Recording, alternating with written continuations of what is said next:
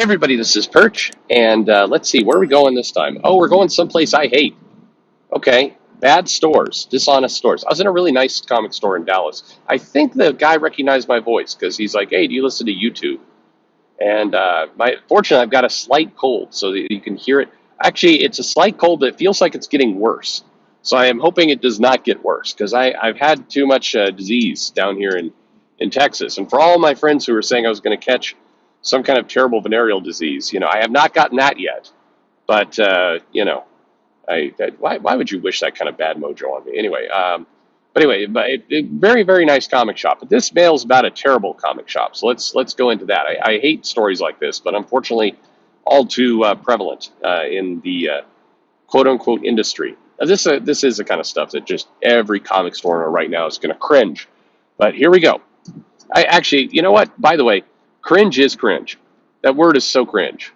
Cringe is so cringy. Anyway, all right.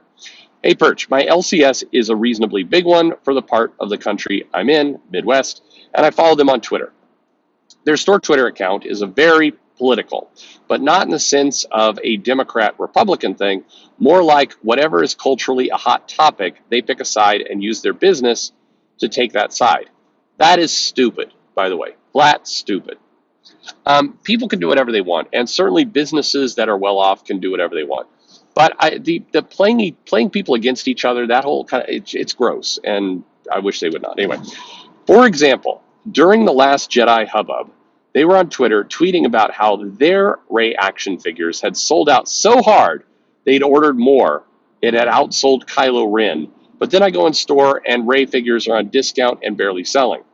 I'm not going to call this out or put them on blast because I don't want bad blood, but this was clearly them lying. And it wasn't an isolated incident.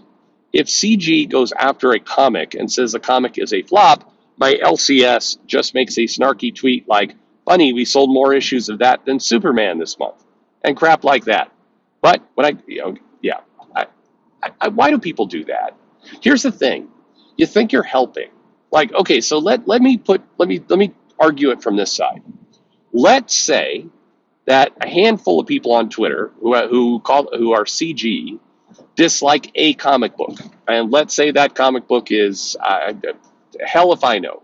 Pick something. The Nubia book. They hate the Nubia book. Why? I don't know. Somebody picked a. Or here's the chain I really hate.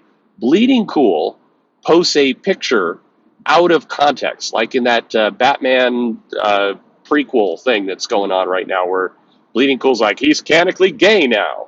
And he wasn't. The page was taken way out of context. But all the same, a number of people went on social media and and I don't even know CG or not, but regardless, just forget the CG thing. That's a distraction. But a bunch of people on social media and like, he's gay, off this one page.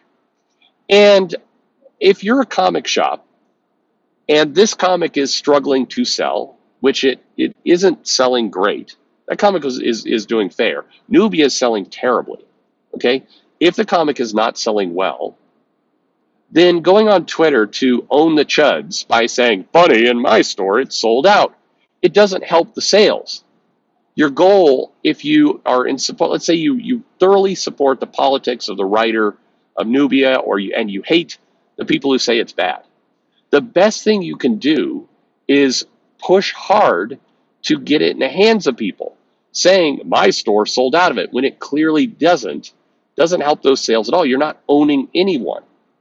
You know what I mean? This is a dumb tactic. It's a tactic for winning fights on Twitter, not actually helping or supporting the people you say you're supporting. Just it goes to show where your motivations lie. Your motivations are, quote unquote, owning the chuds. Owning the chuds doesn't put dollars in. Who's the Stephanie? Is that the writer of Nubia? Vita Ayala and Steph? Is that it? Anyway, it's not putting a dollar in their pocket. So what are you doing? You're not helping anything. Anyway, back to the mail.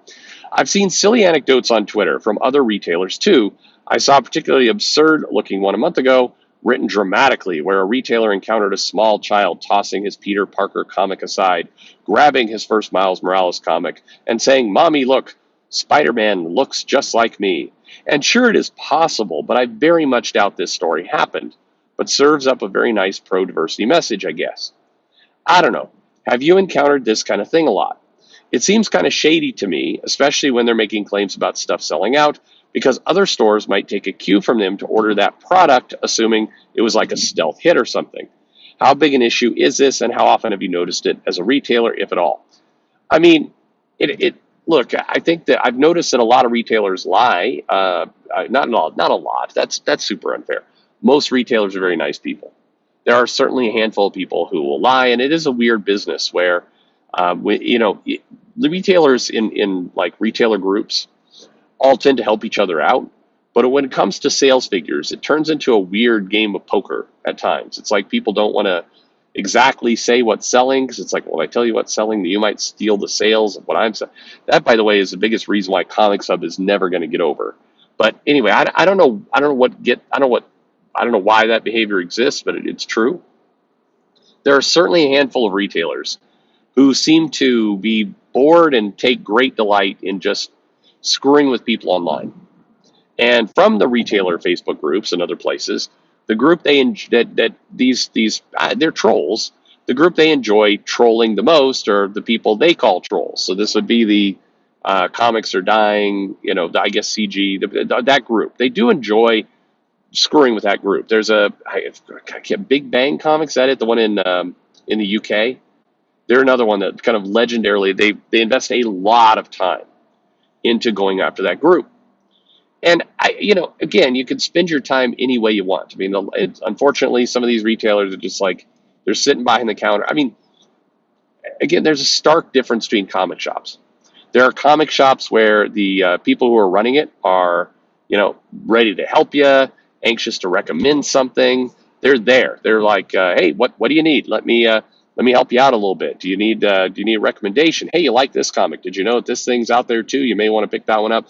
Hey, were you aware that the character does a guest appearance over here that they didn't advertise very well, but don't worry, I got you covered. So, I mean, there's plenty and plenty of retailers, and I would say the majority of retailers are like that. And then there are a handful of retailers who they just I don't know, either they're comfortable in the modest business that they have, or I don't know, they're bored. It's strange. It's definitely self-inflicted wound behavior. That is the minority of not minorities. It's a lesser of the comic retailer group that are like that. But unfortunately, those retailers stick out, and they do make life shitty for a lot of the others. I mean, when you go to Comics Hub, you'll notice that there's a couple loudmouths there, and they're always the pains in the ass, and everybody kind of looks at that and is like, oh yeah, they're running their mouth again. I mean, you definitely get those people, and then you have kind of the larger group that's mainly just there to figure out what's coming up, get some advance notice on marketing, maybe share a couple of bits of information with others so they can help improve their business and get shit done. That is the vast majority of people. And it's just a shame that it does seem to be that there's a lot of the other that makes the noise on social media. I don't know why people do it. It's stupid, and it's easily disproven. It's the confusing part is I'm not sure what the victory is. What is the win condition? One of the things they teach you in business school when you're going for your MBA is that you need to establish the win condition. The win condition is how if you're on track, if you're accomplishing your goals, because a lot of things can happen where you get confused over what to do next, or the situation changes and you have to repivot your strategy. So you have to keep your win condition in mind. Your win condition is your North Star. It's your place you're going to. You're going to pivot in order to achieve that destination point. And so if you're spending your time online as a retailer, messing with trolls, I'm just not sure that you're accomplishing much. I mean, you're entertaining yourself for the day, but those trolls are not making you money, or frankly hurting your money. They're irrelevant to your business. And I'm sure some of the people online, may hate to hear that, because there is that, the customer is always right, the customer is king, and everything else. But if you're a shop in the Midwest and you're on Twitter arguing with some guy in, I don't know, LA, That person's not your customer. And so picking a fight with that person or kissing their, I mean, just run a successful business.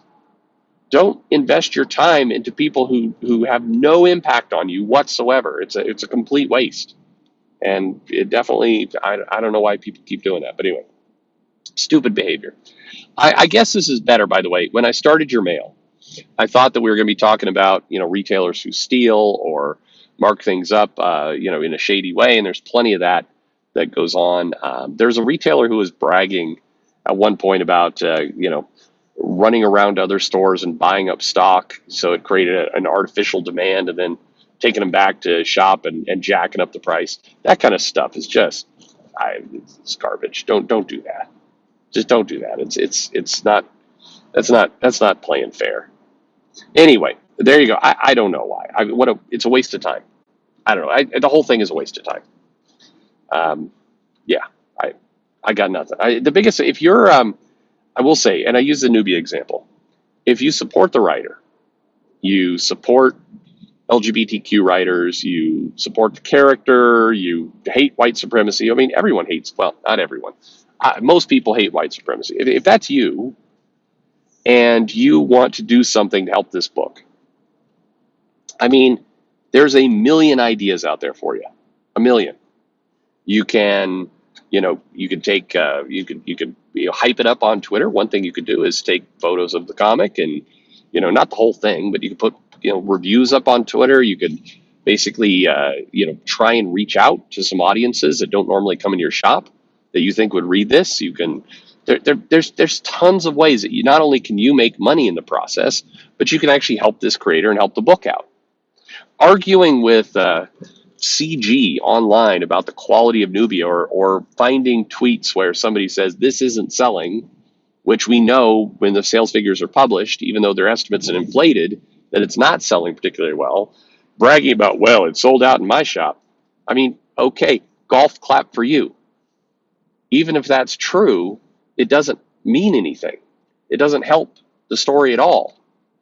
So, put your effort where it's going to help, if that's your goal. Anyway, thank you very much for the mail.